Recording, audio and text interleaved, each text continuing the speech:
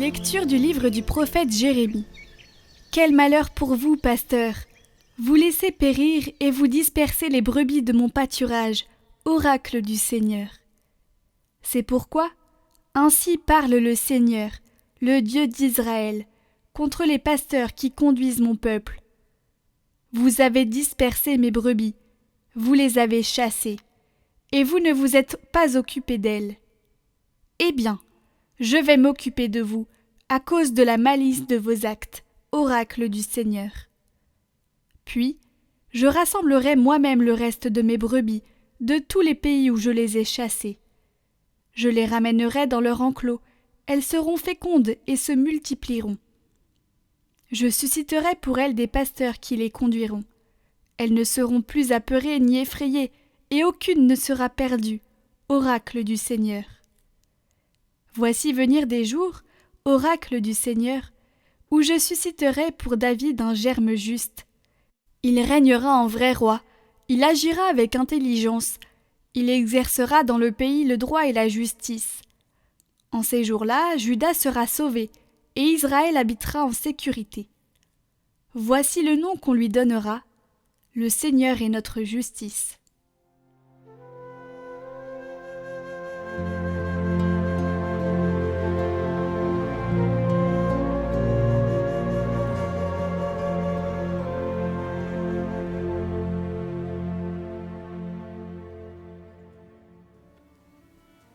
Le Seigneur est mon berger, rien ne saurait me manquer.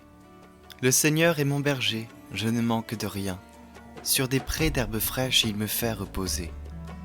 Il me mène vers les eaux tranquilles et me fait revivre. Il me conduit par le juste chemin, pour l'honneur de son nom. Si je traverse les ravins de la mort, je ne crains aucun mal, car tu es avec moi. Ton bâton me guide et me rassure. Tu prépares la table pour moi devant mes ennemis. Tu répands le parfum sur ma tête, ma coupe est débordante. Grâce et bonheur m'accompagnent tous les jours de ma vie. J'habiterai la maison du Seigneur pour la durée de mes jours.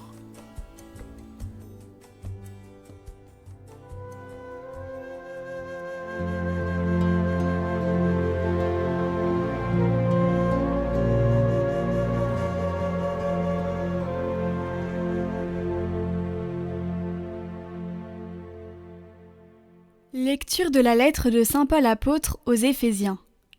Frères, maintenant, dans le Christ Jésus, vous qui autrefois étiez loin, vous êtes devenus proches par le sang du Christ. C'est lui, le Christ, qui est notre paix. Des deux, le juif et le païen, il a fait une seule réalité. Par sa chair crucifiée, il a détruit ce qui les séparait, le mur de la haine. Il a supprimé les prescriptions juridiques de la loi de Moïse. Ainsi, à partir des deux, le juif et le païen, il a voulu créer en lui un seul homme nouveau en faisant la paix, et réconcilier avec Dieu les uns et les autres en un seul corps, par le moyen de la croix. En sa personne, il a tué la haine. Il est venu annoncer la bonne nouvelle de la paix pour vous qui étiez loin, la paix pour ceux qui étaient proches. Par lui, en effet, les uns et les autres, nous avons, dans un seul esprit, accès auprès du Père.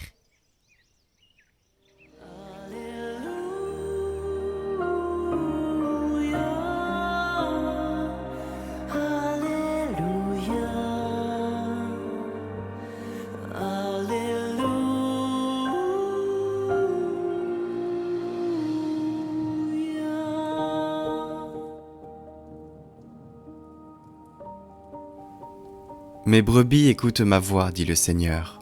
Moi, je les connais, et elles me suivent.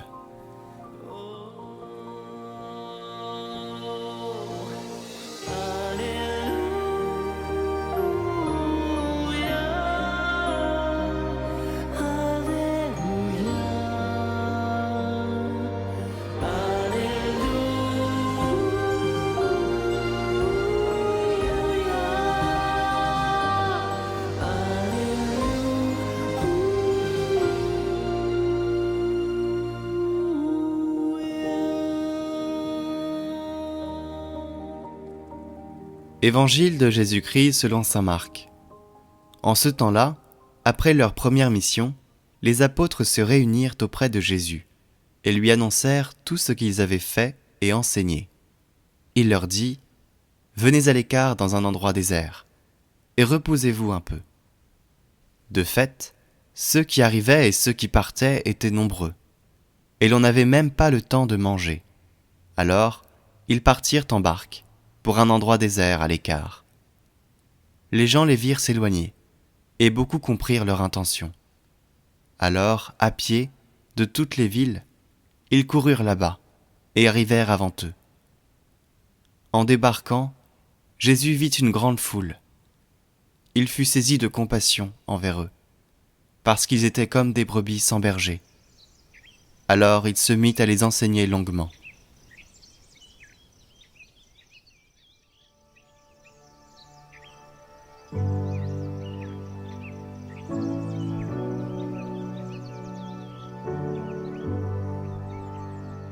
L'invitation de Jésus à ses disciples « Venez à l'écart dans un endroit désert et reposez-vous un peu » est pleine d'enseignements pour ceux qui veulent se mettre au service de l'Évangile. Le premier enseignement, c'est l'humilité. Les apôtres reviennent de mission et annoncent à Jésus tout ce qu'ils ont fait et enseigné. On peut penser qu'il s'agit d'un compte-rendu des envoyés au maître de la mission, mais on peut craindre aussi une sorte de concours de la plus belle parole ou du geste le plus miraculeux. Serviteurs inutiles, les apôtres peuvent se reposer en silence. Le deuxième enseignement, c'est la nécessité du repos. La mission est fatigante, et il est bon pour voyager bien de ménager sa monture. Le missionnaire ne doit pas présumer de ses forces et s'épuiser. Le repos permet de mener la mission à long terme. La tendance actuelle au burn-out nous rappelle que nous avons tous besoin de repos, de sommeil, de vacances. Il est beau de voir le Seigneur lui-même nous y encourager. Le troisième enseignement, c'est la confiance en Dieu.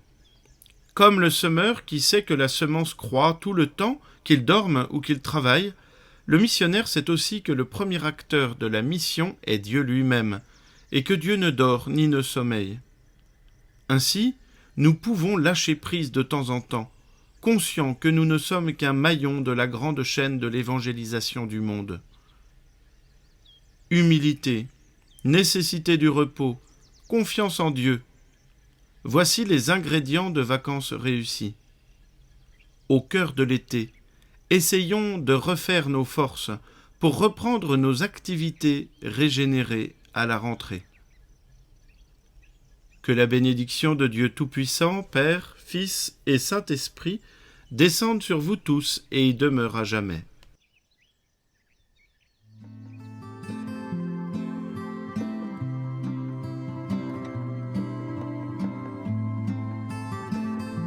Écoutez la parole du jour, chaque jour sur Catoglade.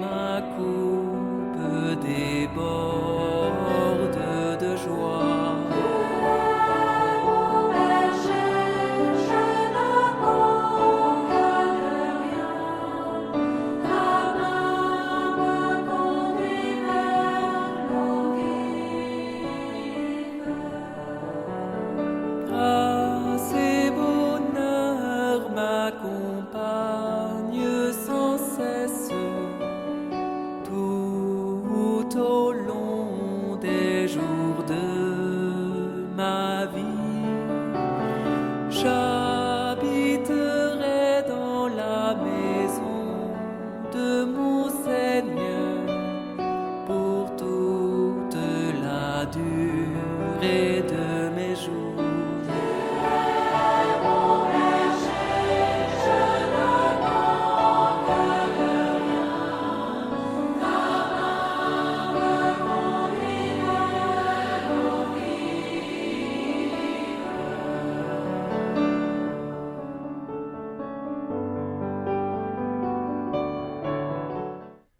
Prions pour toutes les intentions déposées en commentaire cette semaine.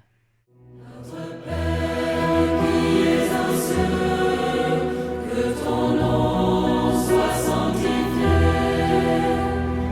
que ton règne vienne, que ta volonté soit faite sur la terre comme au ciel.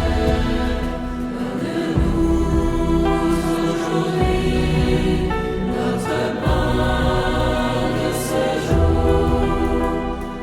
Pardonne-nous nos offenses, comme nous pardonnons aussi à ceux qui nous ont offensés.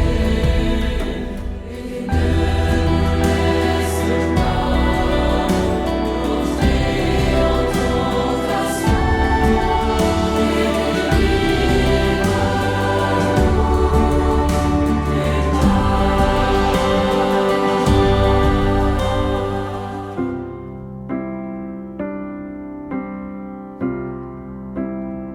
je te salue Marie, comblée de grâce, le Seigneur